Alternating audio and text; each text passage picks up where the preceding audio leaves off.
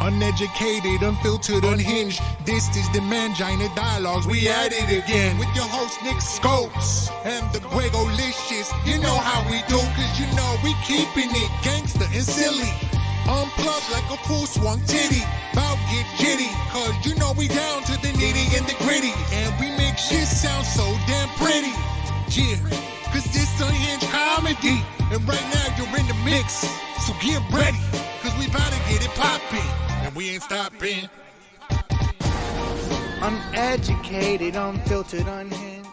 This the Mangina. Hello and welcome to the Mangina Dialogues. I am your host, Nick Scopes. And I'm the Gregolicious. And today, our guest is the host of the Girls Gotta Eat podcast and the creator of one of my favorite Instagram pages ever, Bros Being Basic, Ashley Hesseltine. What's up? Whoa, wait, do it again. Say that. Say I the love last. the theme music. I think it's great. It's got like a hip hop vibe, which is what I think all theme songs should have. Wow, thank you. You're the first person. That's it. Really? I love it. I mean, when I chose ours, that's what I was going for. Was just like Yours the is cool good. vibe. Yours is good. Yeah, Yours is way better than ours. We need to change ours. Well, is yours like totally custom? Like, did somebody make that song from scratch? Yeah, not only did someone make it, it's done, and we have a video. I'll send it to you. It's puppets, actually puppet rapping. Nice. My mom is like a retired puppeteer. So No, she's not. I mean, she was a elementary school librarian, but like she was renowned for her puppeteering. So she would like come up with all these stories and has all these puppets, and yeah, she's real good. Wow. Maybe we can That's get her to do incredible. our next one. Yeah, for sure. She'll definitely like our lyrics. She would. I told her she needed like more diversity in her puppets. One like Christmas, so I got her like a black guy and like a brown girl, and I just was like, we need to mix it up with these kids because what they're seeing is important, you know.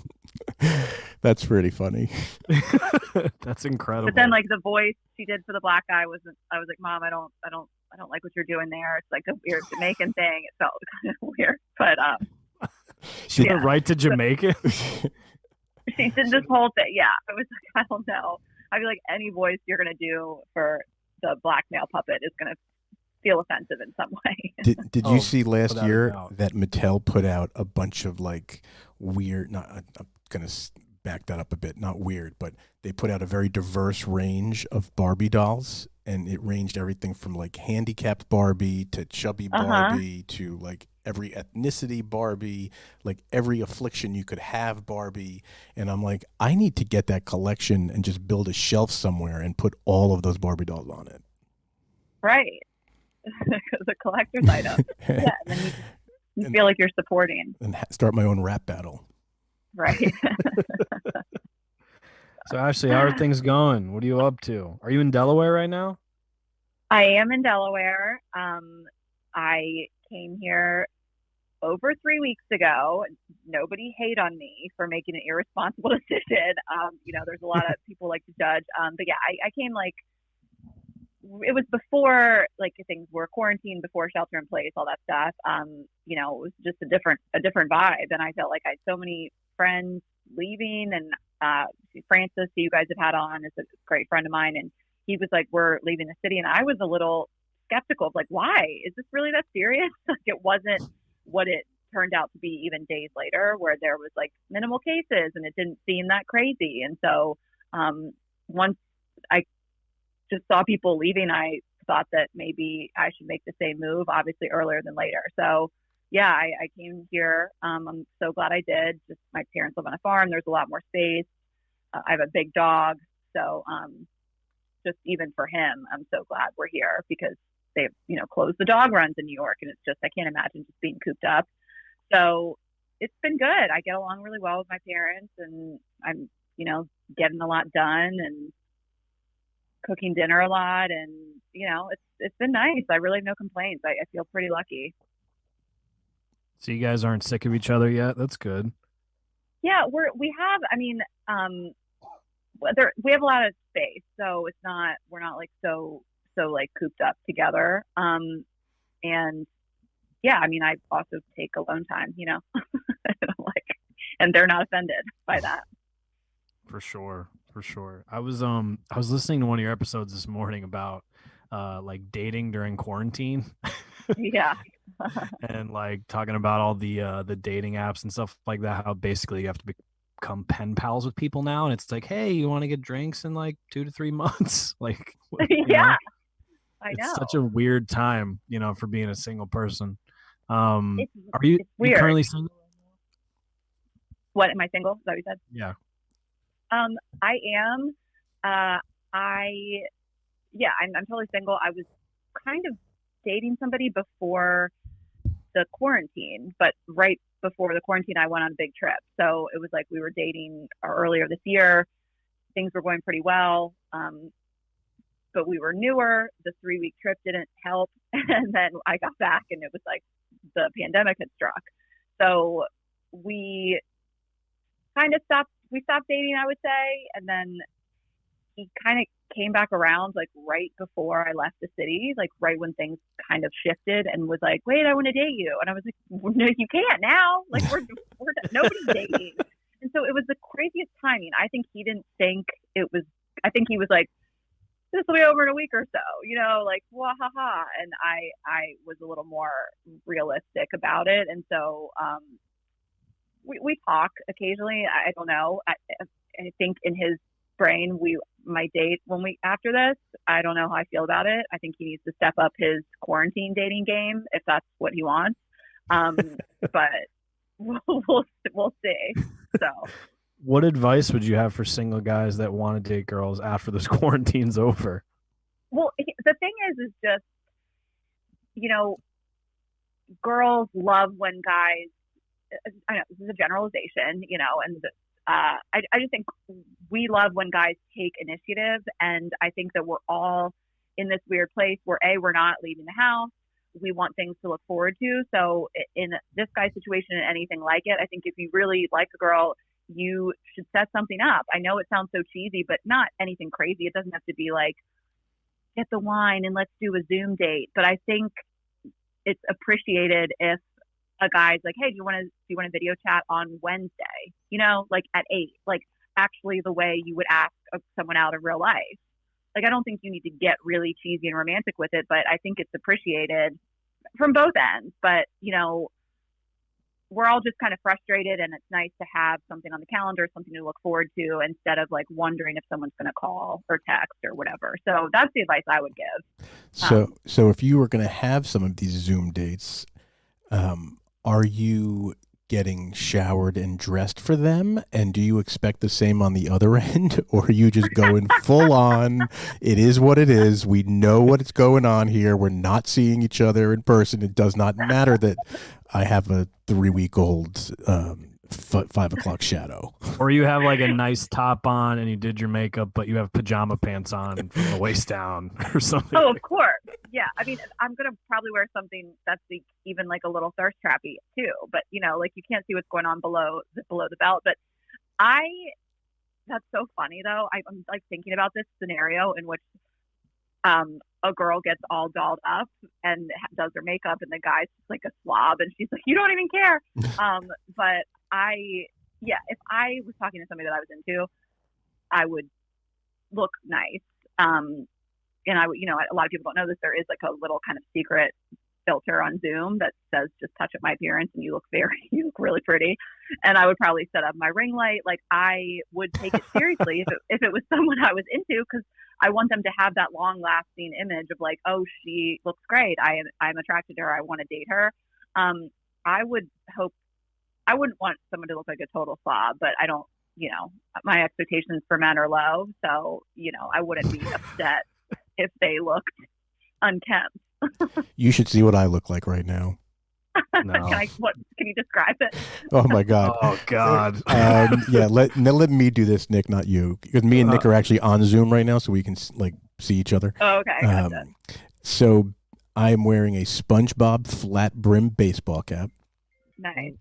I haven't shaved in now going close to 4 weeks, which might sound, well, I guess everyone takes that differently, but it would look like right now I have a great beard for a 14-year-old that hasn't Girl? shaved in 2 days. Okay. Like, that's what what's going on there. I'm wearing a tie-dye neckerchief just in case I have to run out of here and put a mask on, and a camo scarf.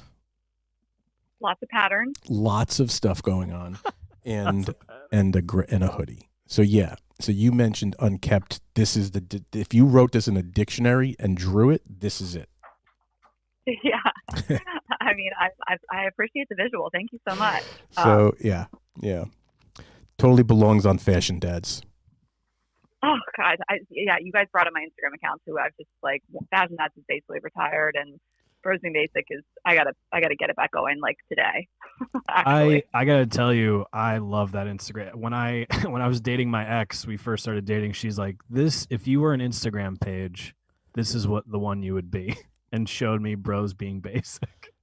I love that. You know, I gotta get it. I've been so lazy with it because it just kind of stopped making money. Really, to be completely honest. I mean, I do better on my own account now in terms of brands and things like that. But I realized that today, or like this weekend, is the first weekend of what should have been Coachella.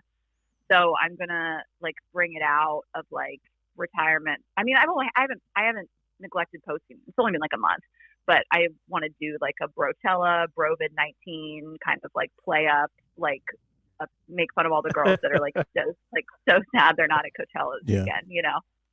And there's a lot of them.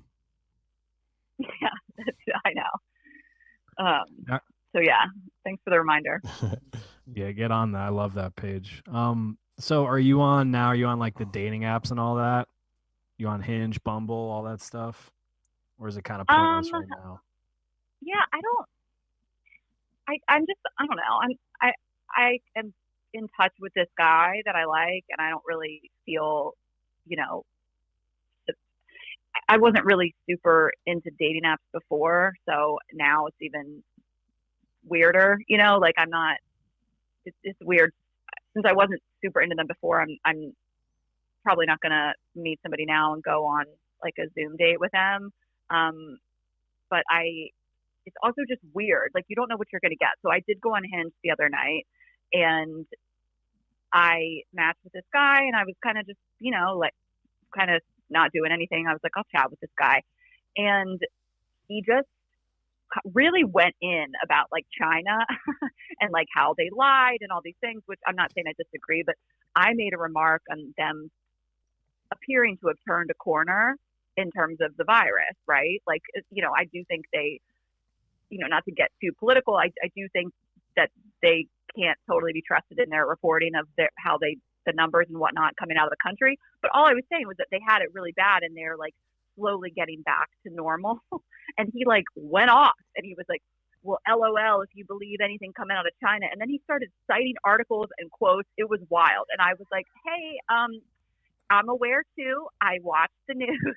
I don't trust China, but I'm going to go to bed. Like it was very odd. Like, I don't know if that had been his first interaction with somebody in a while, or I don't know if I triggered him in some way, but it was a huge turn off because I didn't get on there to have somebody rage on me about China, you know? Yeah, it's like, good start, dude. That was a great way. Okay.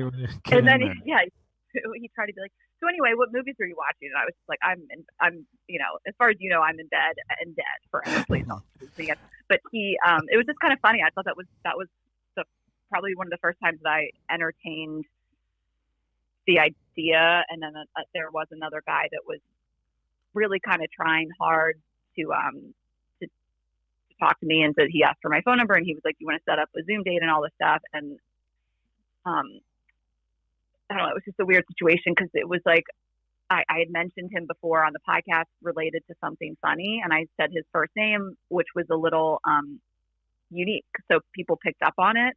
And the whole thing was that he like played with Legos or something. I thought it was funny. So and it ties back to like another thing we've discussed in the podcast. So I brought it up on our podcast. I said this guy's unique name and that he likes Legos. And girls in New York had talked to him and matched with him. And they started DMing me. we have a pretty large following. And so I'm getting like messages from these girls that are like, I talked to him too. And then it just feels weird. And so I don't know. I just was like, this feels weird. I'm getting like messages from like Girls Gotta Eat fans that think that we're like dating the same guy. That's so awesome, actually. And I'm gonna have to back out of this. And I wish you luck with the fans. It's like high school. Like That's all. it's so funny. But I love people like that. I have so many friends who are just like ready to start debating and telling you all this stuff about whatever it might be, political, China, the virus. And I always tune it out 100% of the time, except for I'll let them do their thing. And especially if it's over like, Messenger or something, I'll wait and then I'll just drop stuff I know that'll just antagonize them. Like in the middle of one of those rants, I'll just yell out, Obama. And it's just like a trigger. It's so easy. It's right. It's really Obamacare. That's all you have to say. That's it. That's all you got to do. Just say Obama, right? And then the other one is Hillary Clinton had nothing to do with that shit in Russia that they were all freaking out about a couple of years ago. And then it just lets them go off for another 2 hours and expend a whole bunch of energy. And I look at it as I'm doing them a favor, letting them exercise. Yeah, exactly. It's just, everybody's a little unhinged right now. And people are having tantrums about Bernie Sanders and I'm not voting for Biden. It's like, all right, so you're voting for Trump. I mean, that's your choices, guys. It's not a time to throw a tantrum. Yeah. If you don't want to vote, don't vote. But then you can't get upset about the outcome. Like, it's just kind of, people are really heated about it, anything that they can be right now. Totally. So let's talk about your podcast and how you guys got together. Because I was, I think, one of like your partners are like not original, but early followers of her first Instagram, One Hungry Jew. Instagram account. Awesome. And just her stuff used to crack me up, and how she would bring her mom into it. I mean, it was just such a great, entertaining account. And then when I so that you guys got together and started your thing, like, how did you guys get together? Did you know each other? Did it just materialize through social media? Like, how did it happen? Okay, so this is like a really like pretentious sounding story, but I mean, you asked. So we met on a like press influencer trip in Aruba. So she was there for One Hungry Jew. Yeah, I know, guys. I'm sorry. It was in 2017. You guys met at the Fire Festival. That's cool.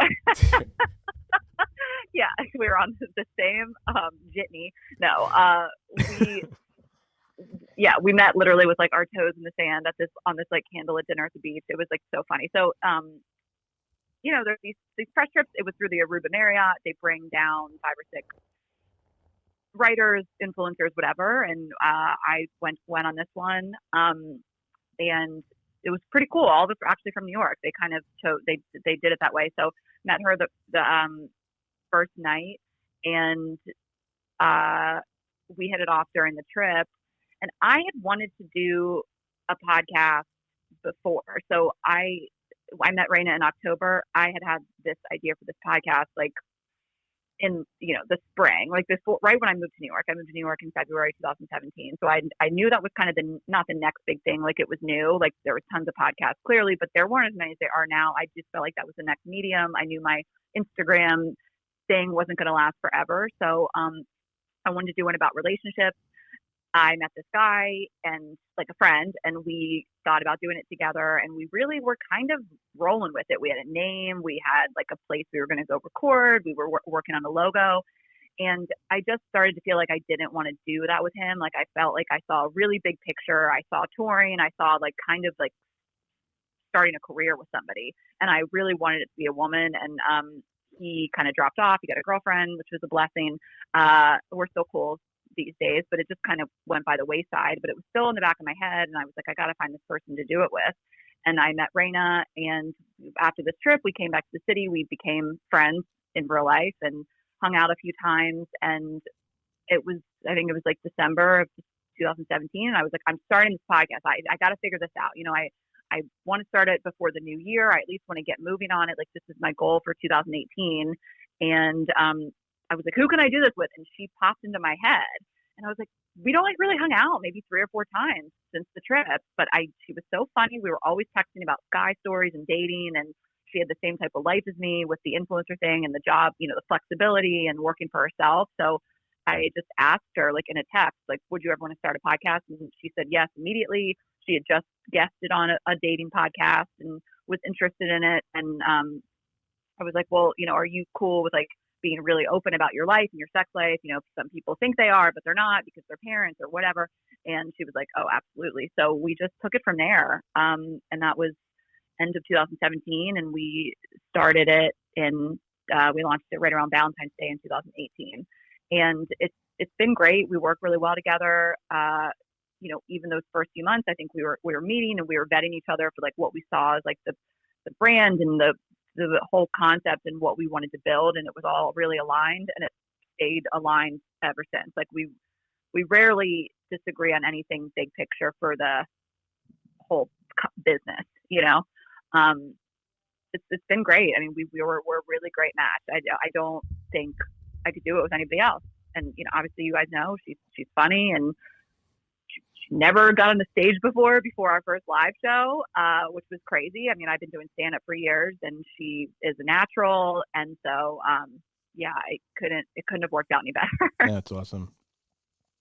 How have the live shows been? We did one, I think, what was it? February, Greg, was our first one. Yeah, and 2 months ago at a local theater here in Connecticut, Fairfield Theater Company. It was awesome. Awesome. It was very, you know, it's very different than just, like, sitting with your friend bullshitting. We have all those people there, and you got to make it like a show. And I see you guys have dancers and all that. How's that been going for you guys? It looks awesome. Yeah, it's cool. Like, we I don't know. I think when we started it, we started doing live shows. We just assumed they would be like how everybody else did it. We would record an episode and release it as, like, a live episode. But then we kind of pivoted in the last minute, like literally a week or two before. And our first show was at Caroline's, and we were like, let's not do that. Let's not pick one topic. Let's bring in guests from former episodes. Let's do a bunch of different topics. Let's play with the audience, you know, that kind of thing. And they've evolved ever since. The dancers thing was just, we did holiday shows in New York. They were like our first, still in the, you know, first few months after we'd started doing it. And I just had this vision to do, like, the Mean Girls dance with guys, kind of similar to what I was doing on Bros Being Basic anyway, like guys parodying girls. And then people loved it. We were like, that's so fun to open the show in that way. So that's how that started. And now we just get, like, local dancers in every city. We had, like, the Boston Celtics dancers open. We had the Rams cheerleaders in LA.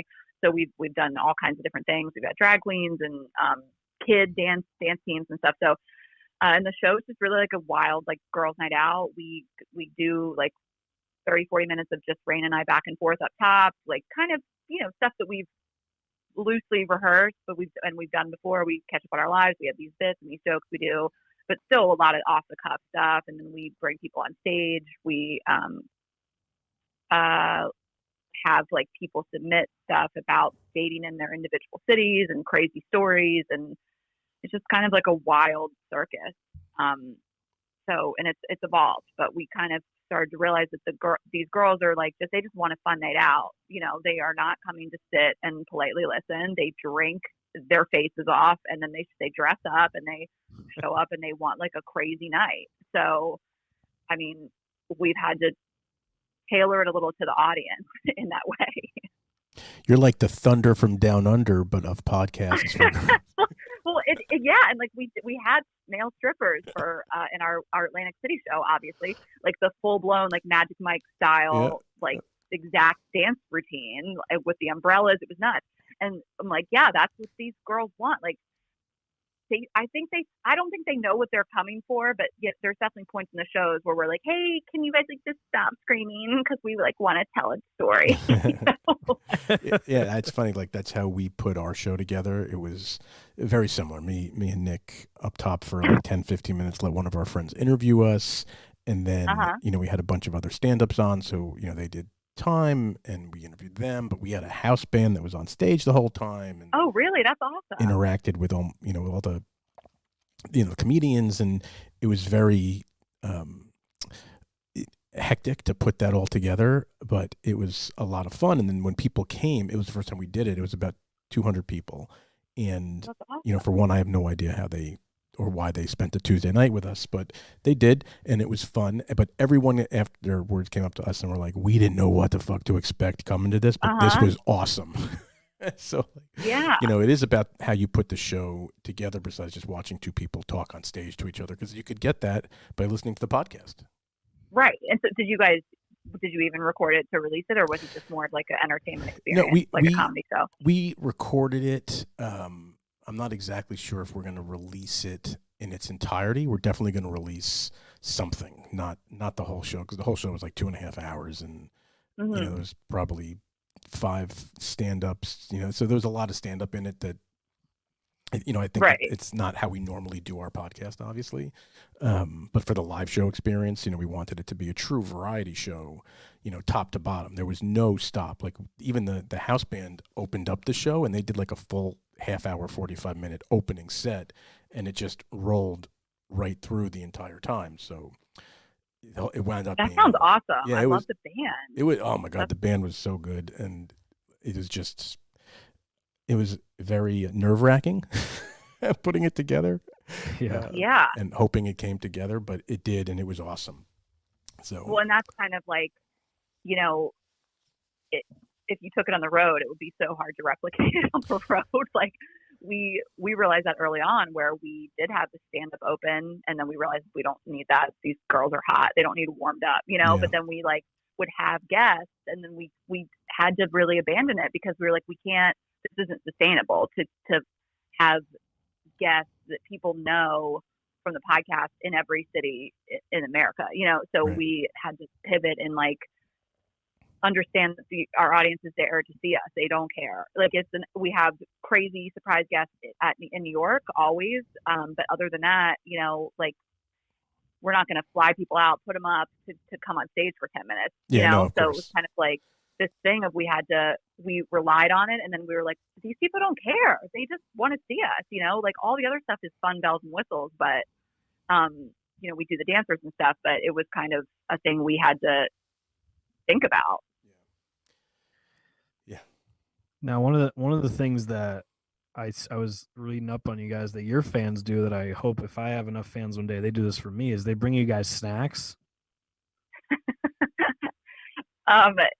Yeah, they bring us all kinds of stuff. Rayna started saying she wanted drugs, so they started bringing drugs. I mean, mostly just like blunts for her and weed. I think people have definitely slipped her coke before at the meet and greet. That's a genius way to make your whatever your vices are go way down in what it costs you personally. Well, and it's really, you know, I don't want drugs. I just, you know, I've never really been a big take drugs from strangers kind of gal. But we, you know, I've eaten food they brought me, you know, pre-corona, obviously. And they'll bring me bottles of wine. It's not so much, like it's really not a ton of people, but we have these like really sweet listeners. Like I'm looking right now. One of them brought me brought both of us engraved or embossed, I guess, moleskin notebooks that say "Girls Gotta Eat" and have our names. Oh, that's awesome. It's like they bring like T-shirts and like local stuff. It's really sweet, and it's not over the top. Like it's not like everybody. We do a meet and greet with 50 girls after the show. It's maybe, you know, 2 or 3, but yeah, we have this joke that this whole thing started of like how I like scrub my butthole with a washcloth and Rayna doesn't, and like it turned into this whole thing. It was one of the funniest conversations we've had on the podcast, and we were in St. Louis, and these girls threw loofahs up on the stage. Like it was hilarious. So they're just fun and funny. Like when we're like on stage and someone just like throws a loofah or like throws a blunt, we're like, this is our life. This is amazing. Awesome. We got to get there, Greg. How do we get there? We got to start doing butthole jokes. Do butt stuff, you guys, and see what happens. So what are your favorite snacks? Well, it's kind of stuff that has turned into a thing on the podcast. So people bring me Doritos and croissants. So we take a lot of things that people say like critical things to us and like negative comments and things like that, and we turn them around and like turn them into our brand. So like we called our shows stupid live shows for like a whole year because somebody like commented like I'm so sick of this podcast, all they do is talk about their stupid live shows, and we were like, brilliant. So we like used that.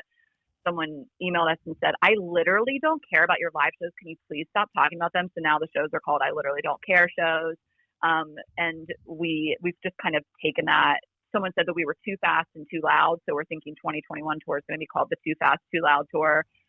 And the croissant thing was I say croissant like with a light accent. Like I don't say croissant, I just have that like little bit of French. It's not, I don't say like croissant, right. But I just kind of do, I hit it kind of light. And someone wrote a review that was like, I hate the way Ashley says croissant, and like went off about it. So we just started talking about it. And I also do love them. I eat them all the time. It's like my favorite thing. So that's where that came from for me. So that's kind of what my thing is, what people send me memes about all the time.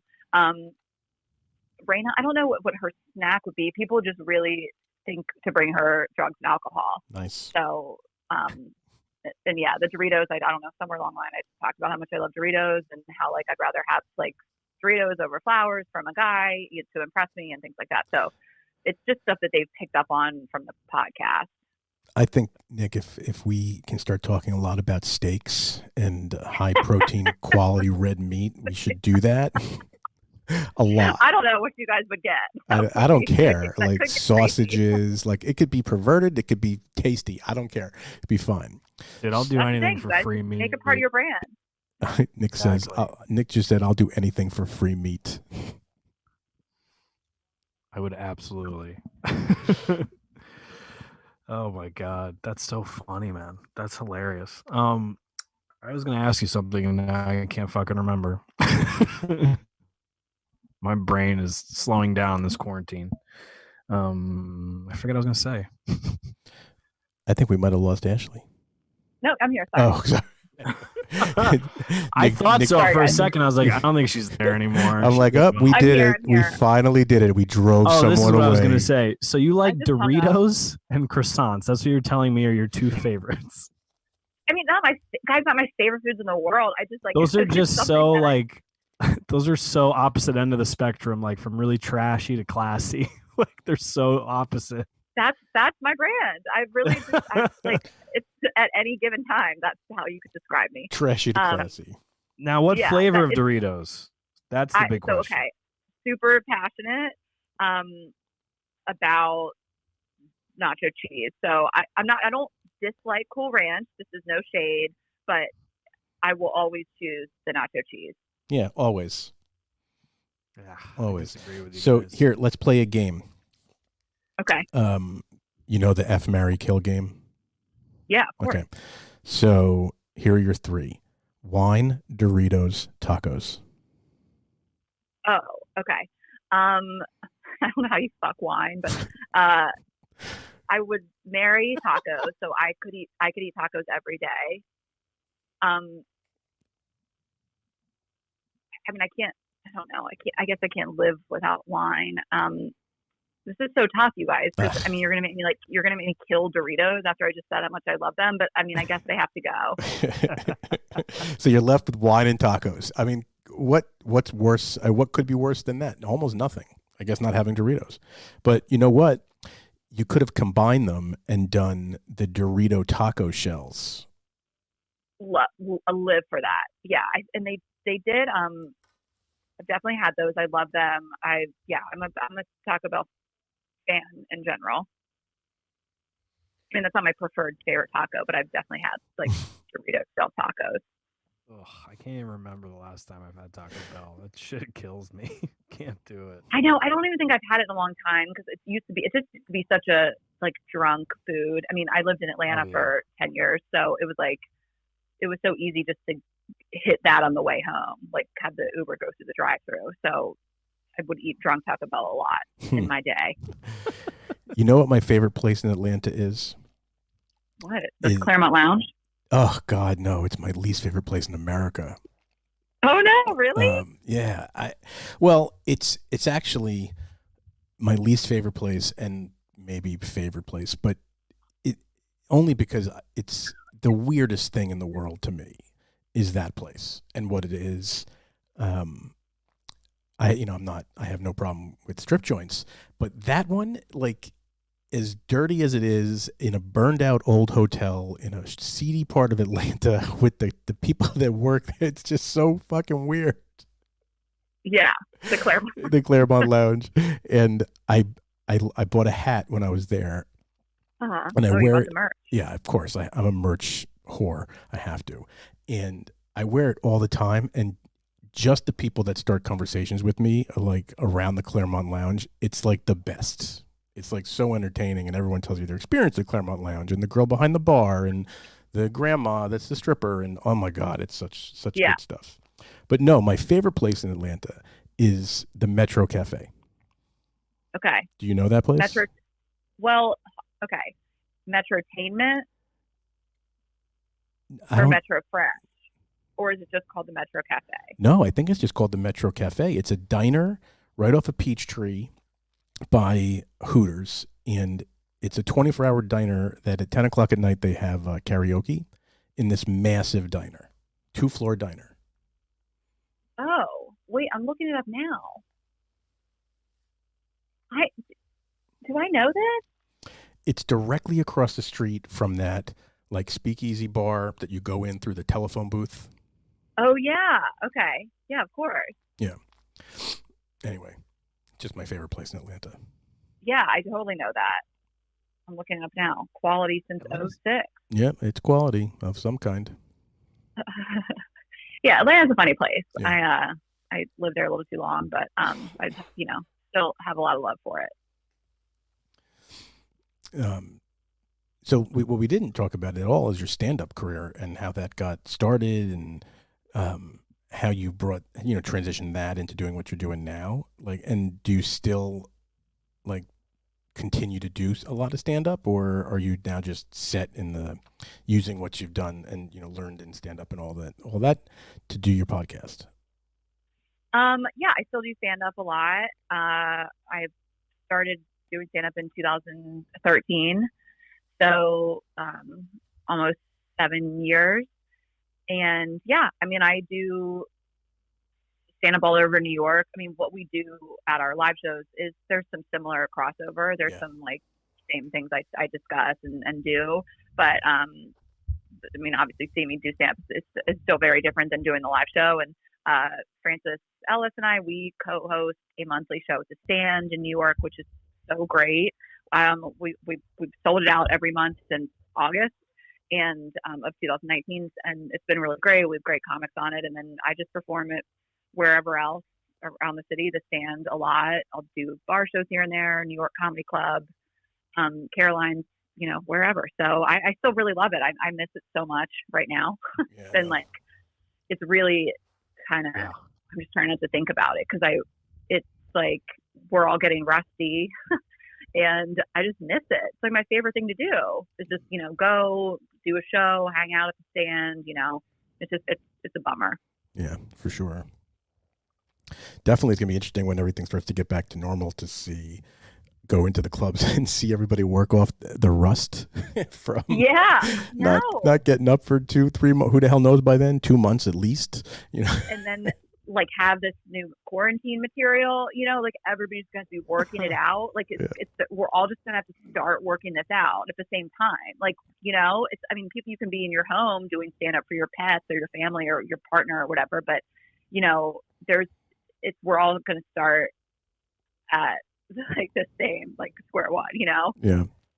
It's definitely going to be interesting. It's going to be interesting. Yeah. I'm looking forward to it and also not looking forward to getting on stage and being like, wow, what the fuck happened? I can't wait to watch that happen. Yeah. Do you guys do comedy? I do. Greg's just my handler. Okay. Yeah, handler. I'm just kidding. But yes, I do. I do stand up. I'm doing it for like a year and a half. We had Francis at our club, and I run a club in South Norwalk. And he did 2 shows there with us. He's a really cool guy. That's awesome. We were looking at doing a show in Connecticut, but I think it may at like a casino. For your podcast? Yeah. Yeah. Doing a live show. Mohegan Sun or Foxwoods, probably. Foxwoods, yeah. But I don't think we're going to get to do it because it was supposed to be in the summer. So we'd have to hold off on that. But yeah, we were supposed to have our first podcast show in March at Eastville in Brooklyn, which of course got canceled. And then we have one that was at Stand Up New York that was supposed to be in May. We just pushed it to June. Hopefully it happens in June, but it's a moving target. Yeah, I know.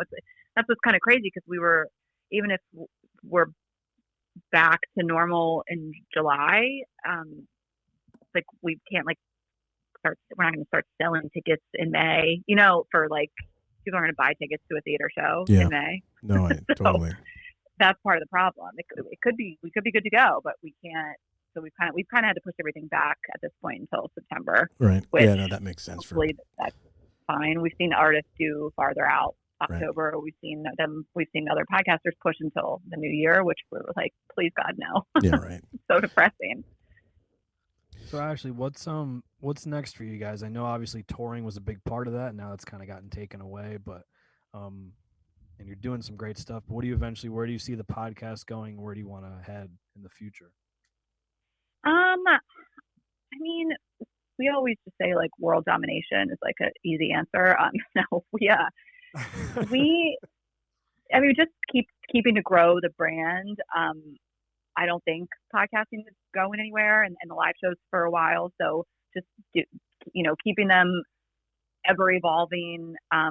We just launched a YouTube channel, creating more video content, just more pieces of the puzzles to have all the things that for people to consume the content. And we've talked about farther down the road developing a scripted show that's loosely based on our lives. And we're relaunching our merchandise, and we hired a new company to do that and sell the merchandise at the live shows, which is something we haven't done. So little things like that. I mean, I want to write a book at some point. I should be working on that now. But that's kind of a goal of mine. And I think, eventually we do a lot of charitable stuff. We do fundraisers here and there. We just raised, the last time we did we did an Instagram live show a couple weeks ago. We raised $10,000. We gave it to some organizations and helping hospital workers, and we dispersed it that way.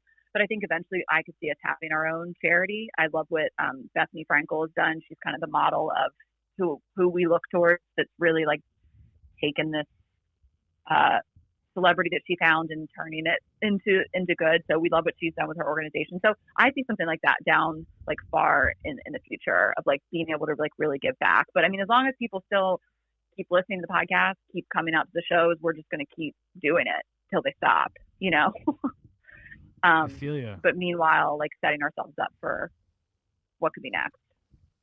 Got you. I want to see the scripted show. Just if I. Yeah, that would be cool. That would be cool. Yeah, we just feel I feel there's a little bit of a void. I mean, I hate to use Sex and the City as an example, but I do think that there hasn't, with Sex and the City gone, with Girls gone, with Broad City gone. I love Insecure, but it's it's a little different. It's in LA. It's not that it's kind of not this core group of girls I guess Sex and the City and Girls was.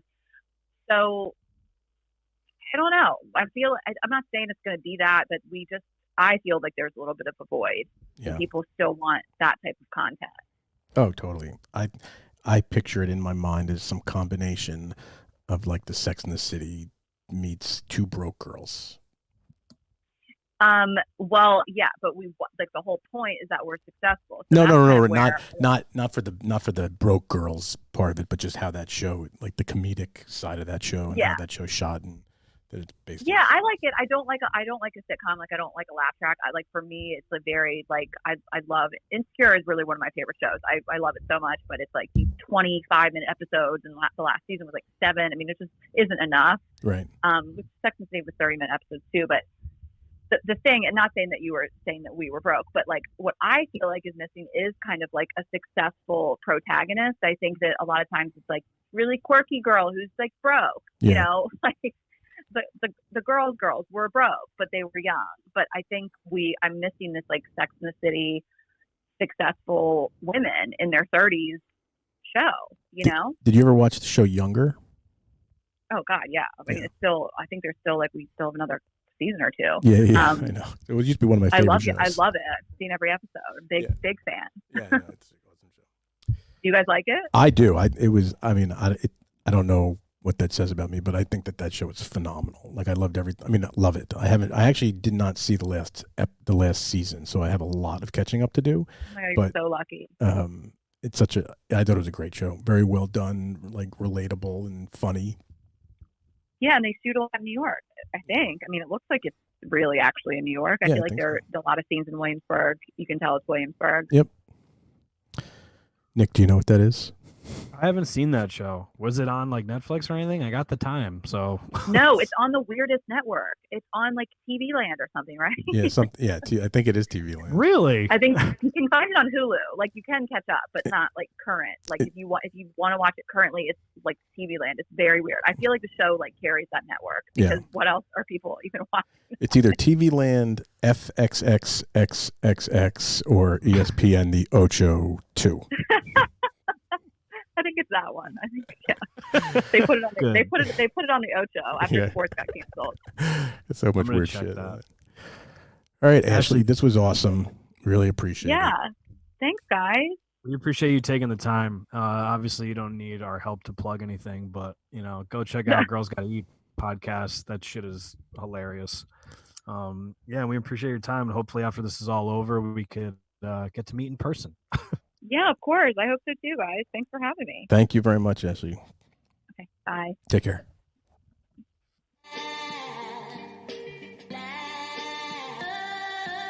Uneducated, unfiltered, unhinged. This is the Mangina Dialogues. We at it again with your host, Nick Soap.